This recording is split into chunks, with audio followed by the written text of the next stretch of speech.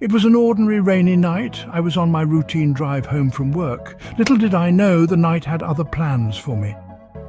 The rain was pounding on the roof of my car, the rhythm lulling me into a sense of familiarity. The road was slick, the glow from the street lamps reflecting off the wet asphalt in a soothing, hypnotic pattern. This was my usual route, my safe haven, a path I had driven down countless times before. The hum of the engine was a comforting purr, a reliable companion on my solitary journey home. As I rounded the bend, the headlights illuminated a shape in the distance. A car stranded on the side of the road, its hazard lights blinking feebly in the downpour. I felt a chill run down my spine, an inexplicable sense of dread. This was an unusual sight on this desolate stretch of road, especially at this hour. The car looked abandoned, its windows fogged up, obscuring the inside. The rain battered against its metal body, the sound echoing eerily in the silence. The sight of it sitting alone in the darkness sent a shiver of unease through me. But I reasoned with myself, it was just a broken-down car. Perhaps someone was in need of help. As I pulled up behind the stranded vehicle, I could feel the hair on the back of my neck stand up. The rain was coming down harder now, a violent symphony against the roof of my car. The silence inside was deafening, a stark contrast to the chaos outside. I hesitated for a moment, the eerie feeling gnawing at me, but I brushed it off, blaming it on the weather and the late hour. After all, it was just a rainy night and someone might be in trouble. With a deep breath, I stepped out of my car, unaware of the horror that awaited me. The rain was pouring down heavily as I approached the stranded car. It was a scene straight out of a horror movie. The car, a beaten-up old sedan, sat ominously on the side of the road. The headlights were dim, creating an eerie glow in the downpour. I couldn't see anyone inside, but something drew me closer. I was practically begging for a jump scare. As I neared the car, a strange noise echoed from the woods nearby. It was a low, guttural growl, more beast than man. It sent shivers up my spine, but I couldn't tear myself away from the scene.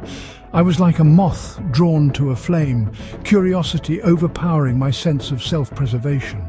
Suddenly, out of the corner of my eye, I saw movement. A figure emerged from the woods, staggering towards me. He was a tall man with a haggard appearance. His clothes were tattered, and his hair was matted with the rain. His face was obscured by the shadows, but I could see the glint of his eyes. They were hollow, lifeless. It was as if he'd seen something that had drained him of all humanity. The man didn't say a word. He simply stood there, staring at me. His gaze was unnerving, to say the least. I could feel his eyes piercing through me, causing a feeling of dread to wash over me. It was as though he was looking into my soul, unearthing all my deepest fears. I wanted to run, but my feet were rooted to the spot. It was as if I was stuck in a nightmare, unable to wake up. The rain was pounding against the car, the noise echoing in my ears, but all I could focus on was the man, his hollow eyes, his cold stare. It was like he was not of this world. With my heart pounding in my chest, I made a run for it. The man, or whatever he was right on my heels. The rain was coming down in sheets, making the ground slick beneath my feet. I could hear the crunch of gravel under his heavy boots getting louder and louder. It was like a nightmare come to life. I darted around corners, through narrow alleyways, trying to shake him off. But he was relentless, his breathing heavy and ragged in the quiet night. I could almost feel his hot breath on the back of my neck, feel the cold, hard edge of something metallic in his hand. I could see my life flashing before my eyes, and I knew I couldn't let this be the end. Each step was a desperate bid for survival. My lungs screamed for air, my legs ached with exhaustion, but I couldn't afford to stop, not even for a second. Every shadow seemed to jump out at me. Every sound was amplified 1,000 times in my head. The fear was all-consuming, a cold, icy dread that seeped into my bones. I stumbled once, twice, but somehow managed to keep my footing. I could hear him laughing, a low, guttural sound that sent shivers down my spine. I could feel him closing in, his presence like a dark cloud hovering over me. I was running out of options, out of time. I turned a corner and found myself at a dead end. My heart sank. There was no way out, no place to hide. I could hear his footsteps getting closer, feel the anticipation in the air. I was trapped, like a deer in headlights, waiting for the inevitable. In the midst of the chaos, I spotted a faint light in the distance. It was a chance, a sliver of hope, and I had to take it. My heart pounded in my chest like a drum, each beat echoing the urgency of my situation. I had to get to that light. It was my only chance at survival. The rain slicked the earth beneath my feet, making every step treacherous.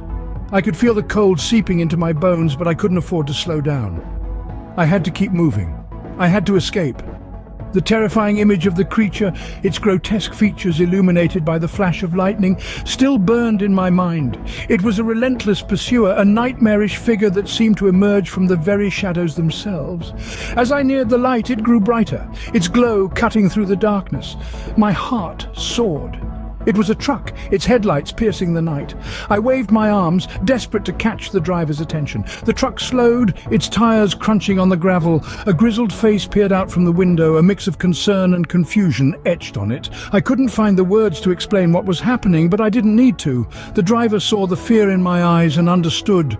He flung open the passenger door, shouting over the roar of the rain, "Get in!" I didn't hesitate, scrambling into the truck. As we pulled away, my heart started to slow. The adrenaline began to fade, replaced by a bone-deep exhaustion. I was safe. I had escaped. The truck driver didn't ask any questions. He just kept driving, his eyes fixed on the road ahead. I leaned against the window, watching the rain streak down the glass. I had survived, but I knew I would never forget that night, the creature, the chase. As the truck sped away, I looked back one last time. The man or the creature was nowhere in sight. I was safe. For now. Safe at home, the night's events played over and over in my mind. It was a nightmare that I had lived through. A nightmare that was born in the most ordinary of circumstances. A simple drive on a rainy night. I found myself in the safety of my own living room, but it didn't feel safe anymore, not after what had happened. The familiar surroundings seemed alien, tainted by a fear that refused to let go. I felt my heart racing, my palms sweating, my mind replaying the harrowing chase over and over. Sleep was a stranger in those days that followed. The slightest sound would jolt me awake. The smallest shadow would send my heart into a frenzy. I would find myself staring out into the night, waiting for the dawn to break, waiting for the fear to subside. But it didn't. It lingered, like an unwanted guest, refusing to leave. And then there was the rain.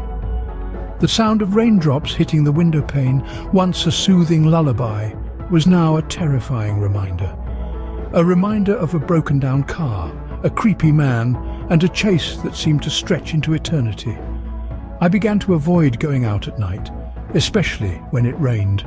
The world outside seemed fraught with unseen dangers, lurking in the shadows, waiting for the unsuspecting. It was a fear that seemed irrational to the outside world, but to me, it was as real as the air I breathed. In the days that followed, I found solace in sharing my story. I told it to anyone who would listen in the hope that my experience could serve as a warning. A warning to stay vigilant, to stay safe, to be aware of the horrors that can hide in the most ordinary of situations. Even now, when the rain hits the window pane, I can't shake off the feeling of that night. It's a reminder that sometimes the things that scare us the most are the ones we least expect.